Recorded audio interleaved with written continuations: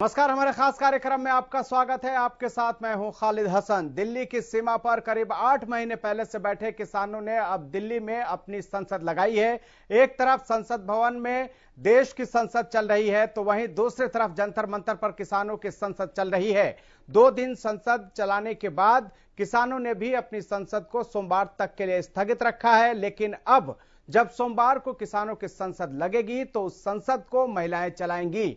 यानी सोमवार को किसान संसद की कमान पूरी तरह से महिला किसानों के हाथ में रहेगी। 200 महिला किसानों का जत्था सुबह जंतर मंतर पहुंचेगा और शाम को संसद की कार्यवाही खत्म कर फिर आंदोलन स्थल के लिए निकल जाएगा। सोमवार को ही किसान आंदोलन के 8 महीने भी पूरे होने वाले हैं।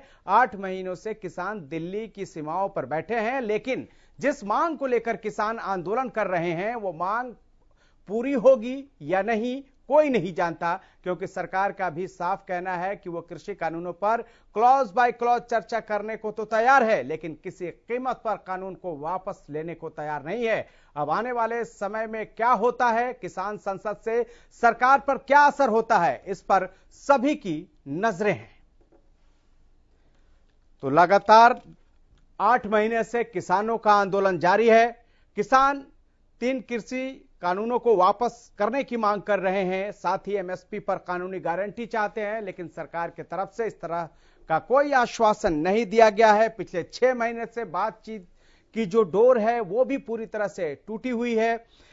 इस बीच जहां देश का मानसून सत्र चल रहा है, संसद का मानसून सत्र चल रहा है, वहीं किसानों ने भी अपनी संसद जंतर मंतर पर लगाई है। हालांकि शनिवार और रविवार को छुट्टी होने की वजह से किसानों की संसद नहीं लगी, लेकिन सोमवार को फिर से किसान जो है वो संसद लगाएंगे, लेकिन इस संसद की कमान पूरी तरह से महिलाओं के हाथ में होगी, क्योंकि 26 जुलाई को 8 महीने पूरे हो रहे हैं किसान आंदोलन को। आपको बता दें कि 26 नवंबर 2020 को किसान दिल्ली के बॉर्डरों पर पहुंचे थे और तभी से लगातार 3 कृषि कानून की वापसी की मांग कर रहे हैं, साथ ही एमएसपी पर कानूनी गारंटी की भी मांग कर रहे हैं, लेकिन बात अभी तक बनी नहीं है। इस बीच किसानों ने कई कार्यक्रमों के माध्यम से, चाहे वो भारत बंद बुलाकर उन्होंने दबाव बनाने की कोशिश की हो या फिर टोल प्लाजा को जाम कर बंद कर दबाव बनाने की कोशिश की हो, लेकिन कोई कोशिश रंग लाती हुई दिखाई नहीं दी है। अब किसानों ने अपनी संसद भी लगानी शुरू कर दी है, लेकिन सवाल यही है कि क्या किसानों की संसद से देश की संसद में बैठे कानून बनाने वाले सांसदों पर कोई असर होगा, या फिर यूं ही 8 महीने से जिस तरह से किसान बैठे हैं वो आगे भी ऐसे ही बैठकर विरोध जताते रहेंगे, क्योंकि 8 महीने बाद भी समाधान की कोई आस दिखाई नहीं दे रही है। इस बीच सोमवार को फिर से जंतर मंतर पर किसानों की संसद लगेगी और इस संसद की कमान पूरी तरह से महिलाओं के हाथ में होगी। कल यानी कि सोमवार को जो धरना स्थल से संसद लगाने के लिए जंतर मंतर पर टीम जाएगी, उसमें सिर्फ महिलाएं होंगी, पुरुष नहीं होंगे। 200 महिलाओं को वहां भेजा जाएगा। मंच संचालन से लेके या वहां पर संसद लगाने तक की पूरी जिम्मेदारी इन महिला किसानों पर ही होगा। ये महिला किसान इस दौरान 3 कृषि कानून पर अपनी बात भी रखेंगी। इसके अलावा वहां इसको लेकर बहस भी होगी, लेकिन सवाल वहीं घूम फिर के आता है कि क्या इस संसद से, जो किसानों की संसद है, उस जो किसानों ने जो संसद लगाई है या लगा रहे हैं, क्या उससे देश की संसद पर कोई असर पड़ेगा? क्या 3 कृषि कानून वापस लेने के लिए सरकार तैयार होगी? क्योंकि उधर विपक्ष भी लगातार 3 कृषि कानून की वापसी को लेकर सरकार पर दबाव बना रहा है। एक तरफ किसान अपने संसद के माध्यम से दबाव बना रहे हैं, दूसरी तरफ विपक्ष संसद के अंदर वो दबाव बनाने की कोशिश कर रहे हैं ताकि सरकार 3 कृषि कानून वापस ले। और इस पर ज्यादा जानकारी के लिए हमारे संवाददाता लाजपत हमारे साथ जुड़ गए हैं। लाजपत, सवाल यह है कि कल 8 महीने पूरे हो रहे हैं किसान आंदोलन का, एक लंबा अरसा होता है, बावजूद इसके अभी तक कोई समाधान निकलकर सामने नहीं आया है। अब सोमवार को जब किसानों की संसद लगेगी तो पूरी तरह से महिलाओं के हाथ में कमान होगी। क्या इसका असर होगा देश की संसद पर कोई?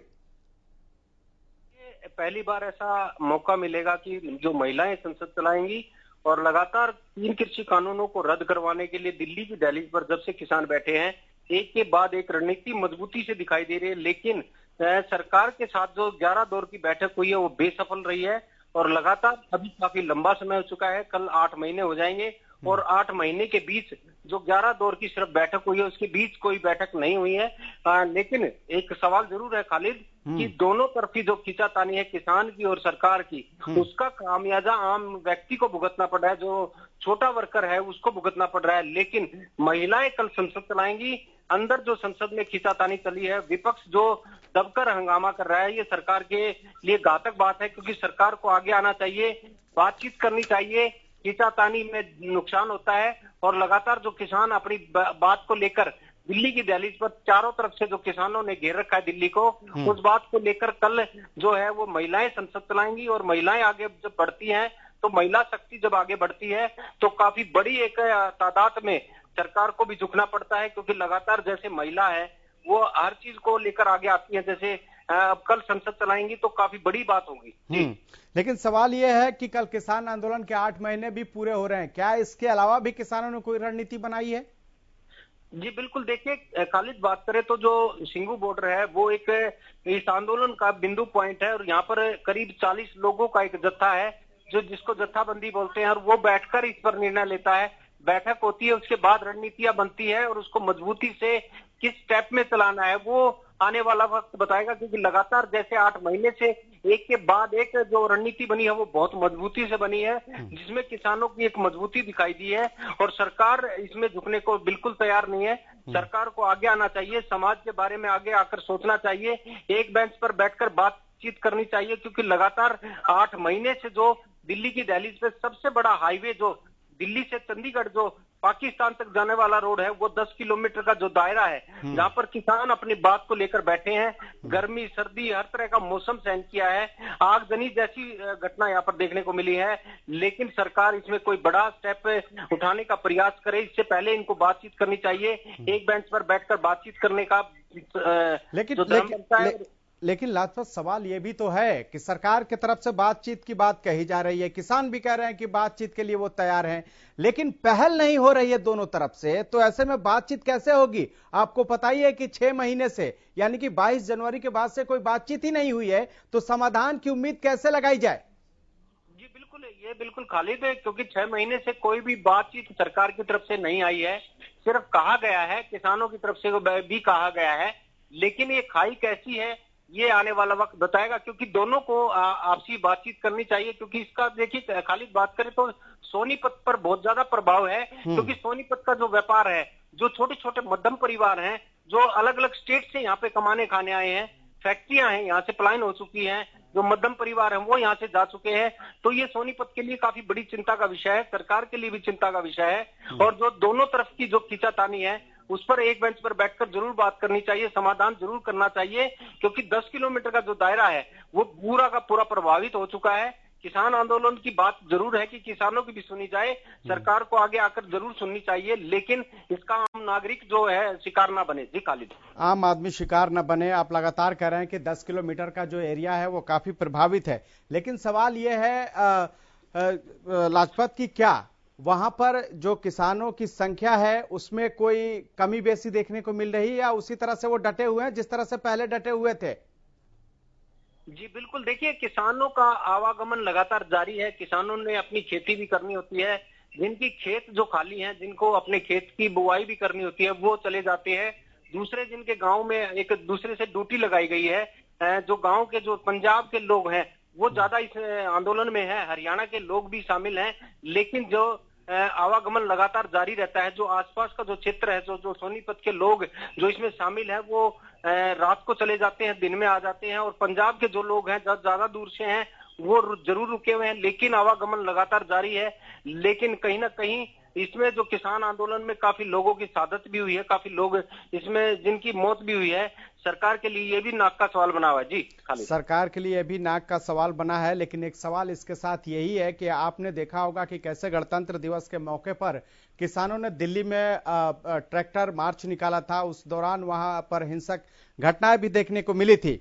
इसी तरह से अब जिंद के किसानों ने भी सरकार को और मंत्रियों को चेतावनी दी है उन्होंने कहा है कि 15 अगस्त पर वो मंत्रियों को झंडा नहीं फहराने देंगे और ट्रैक्टर परेड करेंगे जिंद में। आपको क्या लगता है, इस तरह के ऐलान से प्रशासन और किसान दोनों आमने सामने आएंगे और ऐसे में टकराव की स्थिति पैदा होगी?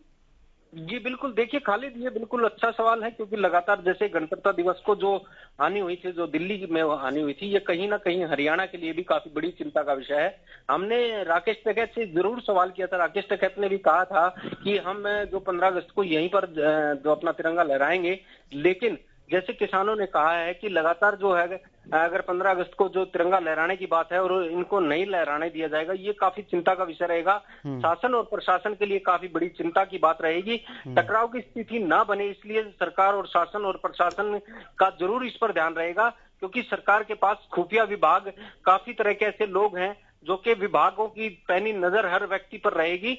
लेकिन ये काफी लंबा समय हो चुका है, काफी खींचातानी हो चुकी है, क्योंकि देखिए जब देश आजाद हुआ था और तिरंगे को लहराना था, तो इसको भी लेकर कहीं ना कहीं लोगों को शांति रखनी चाहिए, संयम रखना चाहिए, ताकि टकराव की स्थिति ना बने, क्योंकि सबका अधिकार है और देश में सबको रहने का अधिकार है, सबको तिरंगा लहराने का अधिकार है। तो हमारी हरियाणा न्यूज की टीम की तरफ से लोगों से अपील है कि टकराव की स्थिति ना बनाए, और सबका अधिकार है, सबको ये काम करना चाहिए, सबको तिरंगा लहराना चाहिए, ताकि टकराव की स्थिति ना बने। जी खाली। लेकिन किसानों ने कहा है कि वो सिर्फ मंत्रियों का विरोध करेंगे, वो प्रशासन अगर झंडा फहराता है उसका वो विरोध नहीं करेंगे। यानी साफ तौर पर सरकार के खिलाफ एक तरह से किसानों में ये गुस्सा है, और सरकार के नुमाइंदे जो हैं उनको ये कोशिश करना चाहिए कि किसान आंदोलन का ये जो मामला है उसको शांत कराया जाए। लेकिन आपने देखा था कि कैसे केंद्रीय विदेश राज्य मंत्री मीनाक्षी लेखी ने कैसे सवाल दिया था, कैसा उन्होंने इनको लेकर एक बयान दिया था जिस पर बवाल भी मच गया था। उन्होंने कहा था कि जो किसान है वो खेत में है, यहाँ जो लोग बैठे हैं मवाली हैं। आपको लगता है कि अगर इस तरह के शब्दों का प्रयोग किया जाएगा तो ये मामला हल होने के बजाय और इस पर मुश्किलें पैदा होंगी? जी बिल्कुल, संयम बरतने की जरूरत है दोनों तरफ से। जी बिल्कुल खालिद, देखिए इस तरह के जो सवाल है ये बिल्कुल एक खींचातानी के हैं, और ये टकराव के जो सवाल होते हैं इसमें काफी हानि होती है और काफी नुकसान होता है। तो हमारी यही अपील है कि टकराव ना होना चाहिए, क्योंकि जो नेता हैं इनकी जबान कई बार फिसल जाती है, जिससे काफी नुकसान हो जाता है। और नेताओं को जो बयान देना होता है वो बहुत सोच समझ कर देना चाहिए। इस तरह के जो बयान है वो टकराव के होते हैं, और टकराव स्थिति जो काफी घातक हो जाती है, जिसमें काफी नुकसान हो जाता है और जिसको देश को भरना काफी मुश्किल हो जाता है। ऐसे में जो नेताओं को इस खासकर इस किसान आंदोलन पर अगर कोई बयान देना हो तो इसको सोच समझ कर बयान देना चाहिए, क्योंकि इस आंदोलन से काफी लोग पीड़ित भी हैं और काफी लोग जुड़े हुए भी हैं। जानकारी के लिए आपका बहुत बहुत शुक्रिया। तो जिस तरह से लाजपत बता रहे थे कि दोनों तरफ से संयम बरतने की जरूरत है, और खास करके जो किसान अपनी मांगों को लेकर बैठे हुए हैं उस पर जरूर सरकार को भी गौर करना चाहिए ताकि इस मसले का हल हो सके। पिछले करीब 8 महीने से लगातार किसान 3 कृषि कानून की वापसी की मांग कर रहे हैं, साथ ही एमएसपी पर कानूनी गारंटी की भी मांग कर रहे हैं, लेकिन सरकार की तरफ से ऐसा कोई आश्वासन नहीं दिया गया है। 26 नवंबर 2020 को दिल्ली के बॉर्डरों पर पंजाब हरियाणा के अलावा देश के कई इलाके से किसान पहुंचे थे, और उसके बाद से लगातार वो धरने पर बैठे हुए हैं और सरकार से 3 कृषि कानून की वापसी की मांग कर रहे हैं। इस दौरान कई बार जो किसानों की तरफ से दबाव भी बनाया गया सरकार पर बातचीत के लिए, लेकिन पिछले 6 महीने से बातचीत नहीं हो पा रही है, जिसकी वजह से समस्या जस के तस बनी हुई है। स्वामी इंद्र भाकियू के राष्ट्रीय प्रवक्ता हमारे साथ जुड़ गए हैं। इंद्र जी, स्वागत है आपका। नमस्कार जी। सर, सवाल यह है कि कल किसान आंदोलन के 8 महीने पूरे हो रहे हैं, क्या इसको लेकर कोई विशेष रणनीति है? देखिए, ये निष्कुल सरकार के ऊपर एक बहुत बड़ी तोहमत है कि किसान सड़क पे बैठा है और सरकार जो है किसान से चर्चा नहीं कर रही है। पिछली 22 जनवरी से लेके अब तक सरकार द्वारा कोई भी ऐसी पहल जो नजर नहीं आई कि वो किसानों से वार्ता करना चाहती है। और इसी को हम ध्यान में देखते हुए आज आप देख रहे हैं कि हमने जो संसद किसान संसद का लगाने का निश्चय किया कि जहां एक तरफ भारत की जो है संसदीय प्रणाली द्वारा चुने गए नुमाइंदे हैं वो संसद भवन के अंदर बैठ के जो नीति बनाएंगे लोगों के लिए, उनको नीतिकारों को एक शिक्षा देने के लिए किसान यूनियन ने बाहर एक संसद प्रणाली लगाई है जंतर मंतर पर, मात्र 400-500 मीटर की दूरी पर। और आपने देखा होगा उस संसद को समर्थन करने के लिए कुछ मान्य सदस्य भी चलकर आए, जो निर्वाचित है, और इसी को देखते हुए हमने सोचा जो सरकार ने वादे किए वो अब हम खुद अपने तरीके से पूरा करें, उन्हीं बातों के ऊपर उनका विड्रॉ करें। आपने देखा होगा कि हमने कृषि मंत्री का भी इस्तीफा जो है किसान संसद में देते हुए दिखाया। ये प्रसारित करता है, लोगों को पता लगता है कि देखिए नेता जो हमारे माननीय हैं उनकी जो है कैसी स्थिति होनी चाहिए, उनका आचरण कैसा होना चाहिए, हम एक आचरण सिखाने की कोशिश कर रहे हैं। और बीजेपी ने खुद कहा था कि 35% महिलाओं का आरक्षण होना चाहिए, वो नहीं कर पाए, पर हम इस संसद के द्वारा कल आप देखेंगे 35% से अधिक महिलाओं को हम किसान संसद में देने का काम करेंगे। और इसी के लिए आप लोगों ने कल पूरी तरह से कमान महिलाओं के हाथ में सौंप दिया है। जी जी, यही कारण है कि हम ये बताना चाहते हैं, देखिए महिलाओं का प्रतिनिधित्व भारत के अंदर 50% से अधिक है।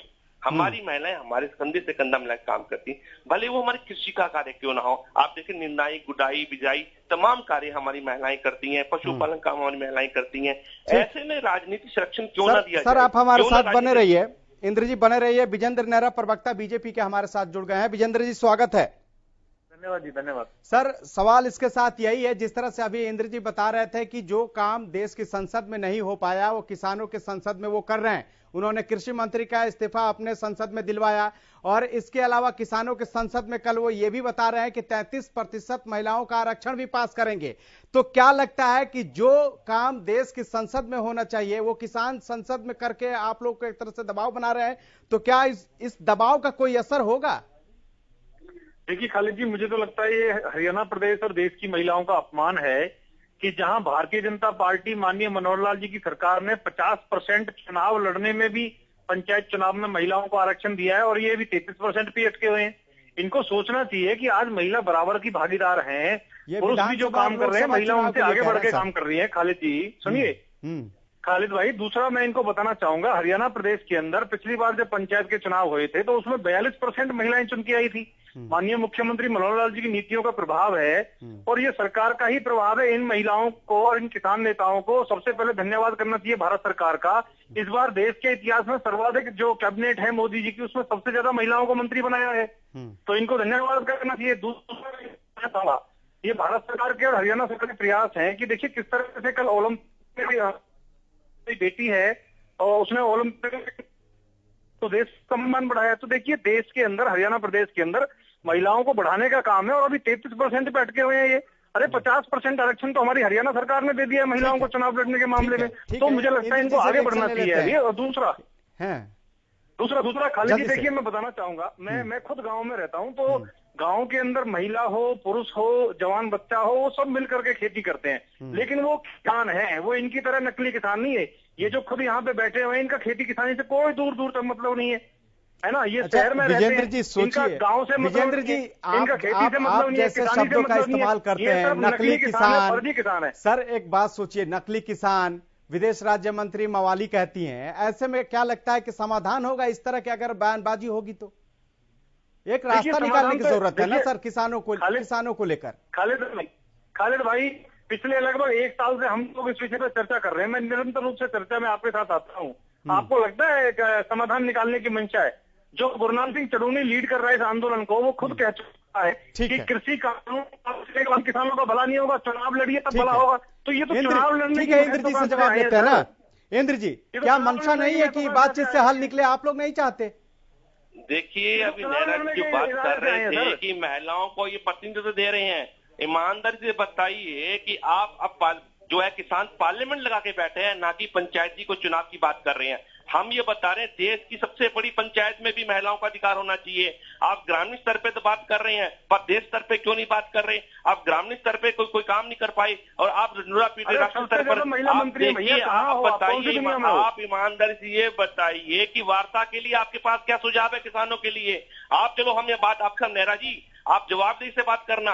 किसान जो है 3 बिलों में बात नहीं करते, हम आपसे बात करते हैं एमएसपी के ऊपर, जिसपे आपका हमारा कोई विवाद नहीं है। क्या आप कहेंगे कि एमएसपी अब गारंटी होनी चाहिए, किसान को वेजेस मिलने चाहिए?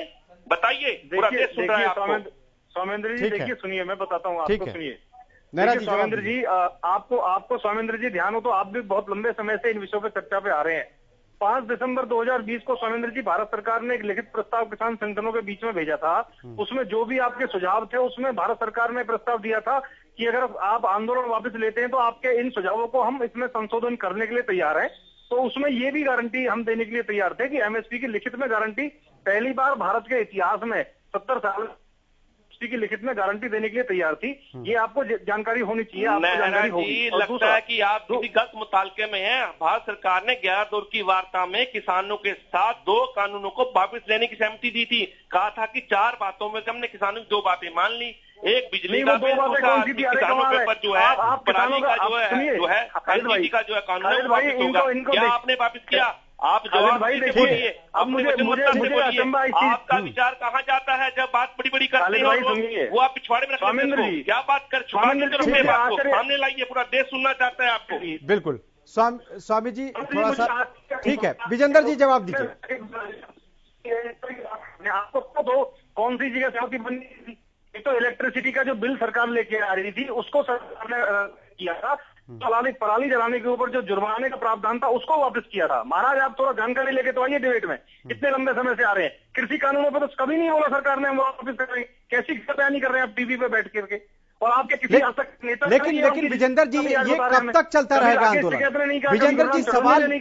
विजेंद्र जी सवाल ये है कि आंदोलन कब तक चलता रहेगा? कल 8 महीने पूरे होने जा रहे हैं। जो लोग बैठे हैं आप देख रहे हैं लगातार 8 महीने से बैठे हुए हैं, कब तक बैठे रहेंगे? इस पर कुछ तो विचार करना चाहिए।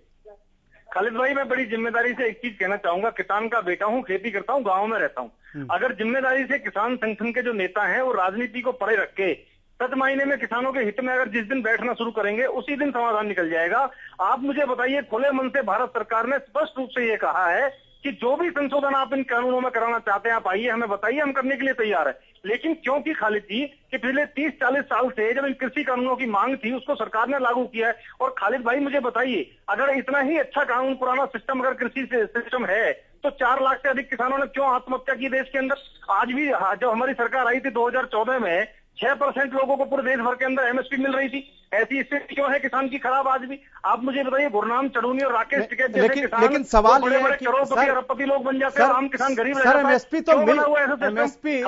तो शुरू से मिल रहा है। आप एक आश्वासन दे देंगे तो क्या दिक्कत होता है? एक आश्वासन दे दीजिए ना, कानून बना दीजिए कि मामला शांत हो जाए। अरे समय की खालिद भाई समय की मांग है, हमें परिवर्तन करना चाहिए, हमें किसान को विकल्प दे। लेकिन साथ ही किसानों में जो डर है उसको भी तो दूर करना काम है सर आपका। जो डर किसानों में उसको भी तो दूर करेंगे तभी तो समाधान होगा। खालिद भाई देखिए, जो आम किसान है, मेरा फरीदाबाद जिला लगता है, 200 गांव में एक भी किसान अगर दिल्ली के नजदीक बैठा हो तो मेरी गारंटी है, बताइए नाम लेके आप। सब मेरे नजदीक सबसे ज्यादा दिल्ली पड़ता है, मेरे नजदीक सबसे ज्यादा दिल्ली पड़ता है। ये तो सिर्फ राजनीतिक पलवल में देखो जाके आप सबसे आप गए वही पलवल में एक भी आदमी नहीं बैठा। आपको पता है पलवल में कहाँ पे बैठे? क्या भी चलता हूँ आपके साथ, आइए मैं चलता हूँ आप। ठीक है, लेकिन विजेंद्र जी एक और सवाल है। विजेंद्र जी, जिस तरह से गणतंत्र दिवस के मौके पर परेड निकाला गया था दिल्ली में और देखा आपने क्या स्थिति थी, उसके बाद अब जिंद में किसानों ने ऐलान किया है कि 15 अगस्त पर वो वहां पर ट्रैक्टर परेड निकालेंगे, झांकी निकालेंगे। साथ ही अगर सरकार के कोई मंत्री वहां पर झंडा तोलन करने के लिए जाता है तो उनको झंडा नहीं फहराने दिया जाएगा। हालांकि प्रशासन की तरफ से अगर झंडा तोलन हो रहा है तो उनका कोई विरोध नहीं है। ऐसे में नहीं लग रहा आपको कि टकराव की स्थिति होगी, ये मामला जब जल्द शांत नहीं होगा तो? देखिए खालिद जी, मैं तो बड़ी जिम्मेदारी से एक चीज कहना चाहूंगा। टकराव की स्थिति तो ये लोग शुरू के दिन से चाह रहे हैं, और टकराव की स्थिति का आलम ये है कि जिन लोग जनता ने नकार दिया, अब वो कांग्रेस पार्टी के लोग किसानों के कंधे पे बंदूक रख के चला रहे हैं। अब देखिए पंजाब के अंदर जो पंजाब के जाखड़ जी, सुनील जाखड़ जो प्रदेश अध्यक्ष है कांग्रेस के, वो तो खुलेआम कहते हैं कि ये कैप्टन अमरिंदर की बड़ी उपलब्धि है कि कांग्रेसी लोगों को और उनको ठीक, इनकी नेत्री है नरवाना के दारू और पैसा बांटो किसानों में, कांग्रेस को अगर जिंदा करना है तो। ये तो इनके करण दलाल जैसे जो 5-5 बार मंत्री रहे हैं वो खुद आकर के विरोध में शामिल होते हैं। इनके नाम लेके मैं बता सकता हूँ, इनके कांग्रेस के सब नेता इसमें विरोध में शामिल हैं। इंद्र जी, तो आप पूरी तरह से राजनीतिक आंदोलन हो चुका है खालिद जी। ठीक है इंद्र जी, सवाल यह है कि आपको क्या किसान आंदोलन पर दोनों ही पार्टियां, चाहे कांग्रेस हो चाहे बीजेपी, कहीं ना कहीं सियासत करके किसानों को भी उलझाने की कोशिश कर रही है? देखिए खालिद भाई, हम पूरी जवाबदेही से कहना चाहता हूँ, सुन लीजिए किसान मोर्चा ने अभी तक अपना मंच किसी राजनीतिक पार्टी के साथ साझा नहीं किया है, इसलिए उनकी हस्तक्षेप, उनका बीच में आना हमारे को कोई फर्क नहीं पड़ता, हम उन्हें आने नहीं देते। आपने देखा होगा कोई भी राजनीतिक पार्टी से कोई संबंधित व्यक्ति आया है, उसका सम्मान हुआ है, पर उसको मंच पे साझा नहीं किया। यानी क्लियर है, संयुक्त किसान मोर्चा जो है लड़ाई लड़ रहा है, गैर राजनीतिक लड़ रहा है और देश के लोगों के अधिकारों की लड़ाई लड़ रहा है। देश के 70% से अधिक आबादी जो किसानों की उनकी जमीन बचाने की लड़ाई लड़ रहा है। आप ईमानदारी से बताइए नेहरा जी, एमएसपी गारंटी का कानून होना चाहिए, बताइए आप। आपने तो कुछ काम ही नहीं किया। देश की जो है माननीय न्यायपालिका ने ही तो इस पर स्टे लगाया है, इसको सस्पेंड किया है। आपको शर्म आनी चाहिए, देश की न्यायपालिका सस्पेंड करती है और देश की संसद को पारित करती है। यानी न्यायपालिका में और विधायिका में आपस में जो है कहीं ना कहीं फर्क है। समझ चुकी है, आप क्या बात कर रहे हैं? आप बताइए ईमानदारी के साथ, आप बताइए कहाँ खेती करते हैं? अधिकार होना चाहिए, अधिकारों का क्यों हनन करते हैं? आप बताइए, आपकी राजनीति खत्म हो जाएगी, अधिकारों का हनन करते हैं, समाधान हो जाएगा आपके जैसे अधिकारों का क्यों हनन करते हो? अधिकारों का ये बताइए। आप राजनीति खत्म हो जाएगी। संविधान के कौन से पन्ने में लिखा है कि एक जो है न्यायपालिका कानूनी की सजा क्यों देना चाहते हैं? सुन लीजिए भैया, ठीक है विजेंद्र जी। खालिद जी देखिए, मैं बोलिए। जिस दिन के बीच में ऐसे जो फर्जी लोग पग बांध के टीवी पे डिबेट करते हैं, इनकी राजनीति तो खत्म हो जाए। सर यही तो वजह है कि इस तरह के बयानबाजी की वजह से मामला नहीं सुलझ रहा है। कभी फर्जी कहेंगे, कभी नकली कहेंगे, कभी कुछ कहेंगे, तो समाधान कैसे होगा विजेंद्र जी? कुछ तो सोचना होगा ना। 8 महीने से जो लोग बैठे हैं उसकी आइडेंटिटी आपके पास होगी कि ये फर्जी है कि असली है कि नकली है। ये फर्जी है जो टीवी पे डिबेट कर रहे हैं, और जो खेत में लगा हुआ वो असली किसान है सर। जो खेत में लगा हुआ वो असली किसान है देश का। यानी ऐसे बयानबाजी से लगता है विजेंद्र जी की मामला हल हो जाएगा, मान जाएंगे किसान? खालिद जी मैं आपको वहां पर, अच्छा विजेंद्र जी मुझे बताइए, वहां पर स्वामी इंद्र बैठे हैं, वहां पर राकेश टिकैत बैठे हैं, क्या ये लोग फर्जी किसान हैं? बिल्कुल फर्जी किसान है, बिल्कुल फर्जी किसान है। स्वामी इंद्र जी फर्जी किसान है, ये शहर में रहते हैं, खेती की स्वामी जी ना जमीन, स्वामी जी ना खेती है जी। दूसरा बोलिए, जवाब दीजिए। ये खुलेआम फर्जी कह रहे हैं। ये जो बीजेपी के जो मैं बताता हूँ खाली, इनको पता नहीं कौन सी सर्टिफिकेट देने की नौकरी खोल रखी है, तभी इन्होंने, मेरे को लगता है कि प्रधानमंत्री के जो पढ़े लिखे हैं वो भी नकली हो सकते हैं। इनकी जो शिक्षा मंत्री रही हैं पूर्व के अंदर, उनकी भी लगता है सर्टिफिकेट नकली हो सकते हैं, क्योंकि इनका तो नकली से कारोबार चलता रहा। अखबारों में हम पढ़ते रहे हैं कि वो डिग्री भी नकली, वो भी डिग्री नकली। असली नजर ये बताइए, देश की कौन सी आजादी के अंदर, लड़ाई के अंदर इनका कोई आगे रहा होगी? बताइए। किसानों का इतिहास बड़ा पड़ा है देश के अंदर।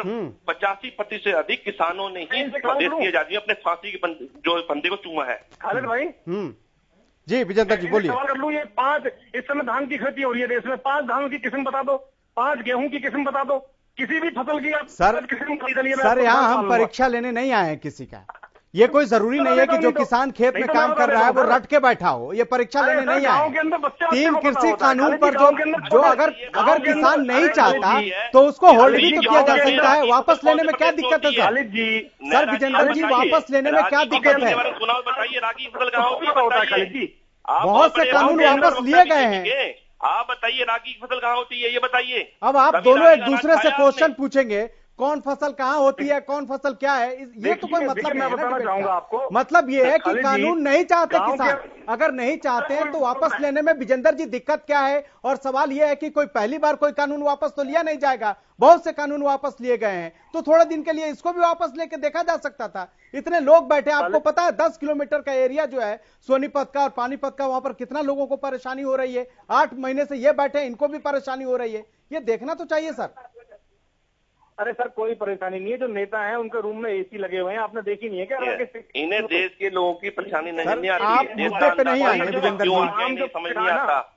ये लोगों को मुद्दे पे नहीं आते, यही दिक्कत है। लोगों को परेशानी, ऐशोआराम में कोई कमी नहीं है इनके। जैसे घर पे ऐशोआराम था वैसे ऐशोआराम वहाँ पे है इनका। आम किसान परेशान है, आम जनता परेशान है, आम जनता का नुकसान है। आप मुझे बताइए, जो आप आम जनता के नुकसान की भरपाई तो कीजिए सर, उनके लिए तो सरकार में है, आप कुछ कीजिए। अगर आम जनता को आम जनता मानते हैं, किसान नहीं मानते, तो आम जनता के लिए भी तो कुछ पहल कीजिए। छोड़ा इन्होंने, जिसको नहीं बेचा। ये बताइए आज कौन सी नौकरियों कहाँ गई नौकरियां, कहाँ गया देश? सब जगह इनका विरोध हो रहा है, हर कोई इनका विरोध कर रहा है, सब ये कह रहे हैं कि भाई रास्ता खोलिए। अब तो जनता भी इनके विरोध में उतर आई है, इनको भगाएंगे, इनको देखना, इनको खदेड़ेंगे, जनता खदेड़ेगी इनको। अरे जनता इतनी परेशान हो चुकी है। यानी विजेंद्र जी तब तक आप इंतजार कर रहे हैं, तब तक आप इंतजार कर रहे हैं कि जनता खदेड़े तब किसान जाएं, आप उसमें कोई हस्तक्षेप नहीं करेंगे, आप लोग कोई लेकर कोई पहल नहीं करेंगे। सर एक बात बताइए, बातचीत की बात होती है सरकार की तरफ से, लेकिन क्या कोई पहल इस 6 महीने में हुआ है कि आइए टेबल पे बात करते हैं फलाने दिन को?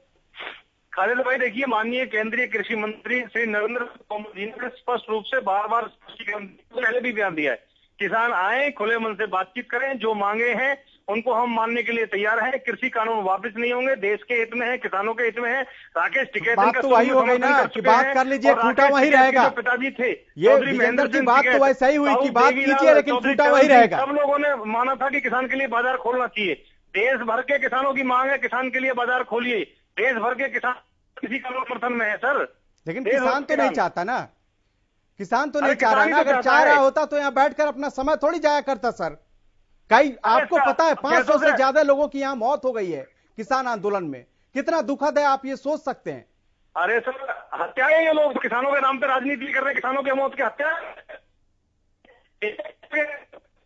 अब भी कर रहे हैं। दूसरा मैं बताना चाहूंगा आपको, देश भर में 600 से अधिक किसान संगठन काम करते हैं।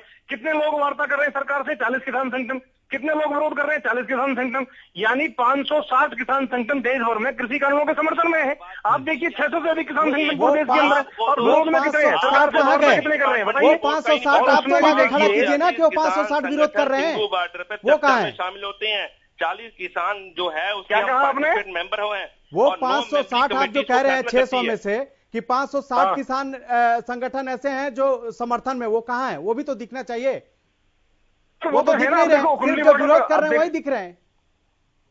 पाकिस्तान यूनियन मान गुट जो है, जिन्होंने अभी धज्जियां उड़ाई है इनकी, गुनी प्रकाश जिसके अध्यक्ष हैं, क्या वो समर्थन में नहीं है? आप मुझे बताइए क्या भारतीय देखिए खालिद भाई, मैं एक चीज बताना चाहूंगा आपको कि जितने भी किसान संगठन है, ठीक है स्वामी जी आपसे जवाब लेंगे, पहले विजेंद्र जी को बोल लेने दीजिए। स्वामी जी पूरी बात विजेंद्र जी की सुन लीजिए, फिर जवाब लेते हैं हम आपसे। बोलिए बोलिए विजेंद्र जी। देखिए खालिद जी, एक तो मैं बताना चाहूंगा कि जितने भी लोग हैं भारतीय किसान यूनियन लिखते हैं और उसके पीछे अपना नाम लिख लेते हैं,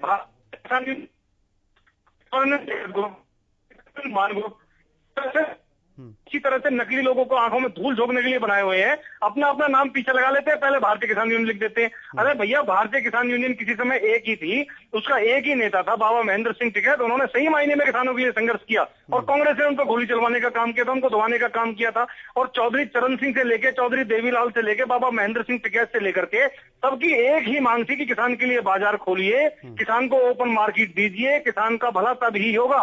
और हमारी सरकार ने, मोदी जी की सरकार ने वही किया है। आज मैं आपसे सवाल पूछता हूं खालिद भाई, आज प्राइवेट न्यूज चैनल के ऊपर हम लोग डिबेट कर रहे हैं, किसी समय डीडी चैनल होता था खाली, और क्या भारत सरकार उसी चैनल को चलाएगी, प्राइवेट नहीं चलाएगी? आज हम प्राइवेट मेट्रो में जाते हैं, बस में जाते हैं, गवर्नमेंट बस की जगह हम ठीक है पढ़ाते हैं, ठीक है, जरा हॉस्पिटल में अपना इलाज कराते हैं, तो क्या किसान को विकल्प नहीं मिलना चाहिए? क्या किसान को विकल्प नहीं चाहिए? क्या किसान को विकल्प मिलना चाहिए? वो मंडी में लेके हम सर आपकी बात सुनिए। अब जरा विजेंद्र जी जरा रुक तो जाइए, पहले इंद्र जी की भी बात तो जरा सुन ले। बोलिए इंद्र जी, जवाब दीजिए। देखिए, ये जो विकल्प की बात करते हैं, वन नेशन वन मार्केट की बात करते हैं, ये ईमानदार से बताइए, जब एपीएमसी एक्ट जो है देश में है, एपीएमसी मार्केट जब देश के अंदर है, एक मंडी में टैक्स लगेगा, एक मंडी में टैक्स नहीं लगेगा, तो वहां किसान की लूट होगी नहीं होगी? निश्चित होने वाली है। देश का रेवेन्यू कहाँ से खड़ा होगा? जब गांव की सड़कें बनती हैं, ये बताइए आप जब बोल रहे थे तो वो शांत है। ये विजेंद्र जी आप बोल रहे थे जब वो शांत देना चाहते हैं, देश का जो एग्रो बिजनेस है सारा लूट कर ये बड़ी बड़ी कंपनियों देना चाहते हैं जो इनके पार्टनर्स हैं। आप देखिए कोरोना काल के अंदर तमाम बिजनेस जो डाउन थे, सिर्फ जीडीपी के अंदर 3.5% का जो उछाल था वो एग्रो बिजनेस से आया था। आप ये बताइए, किसान जो देश को आगे की ओर ले जा रहा है तो ये पीछे क्यों धकेलना चाहते हैं? ये बताएं ईमानदारी के साथ, जब एक देश के अंदर जब वन नेशन वन मार्केट की बात आप कर रहे हैं, वन नेशन वन इलेक्शन की बात आप कर रहे हैं, वन नेशन वन एक्ट की क्यों नहीं बात करते आप? आप क्यों नहीं एमएसपी के ऊपर बात करते? क्यों नहीं आप जब आप एमआरपी के ऊपर बात करते हैं? एमआरपी पे कानून है तो एमएसपी क्यों नहीं कानून?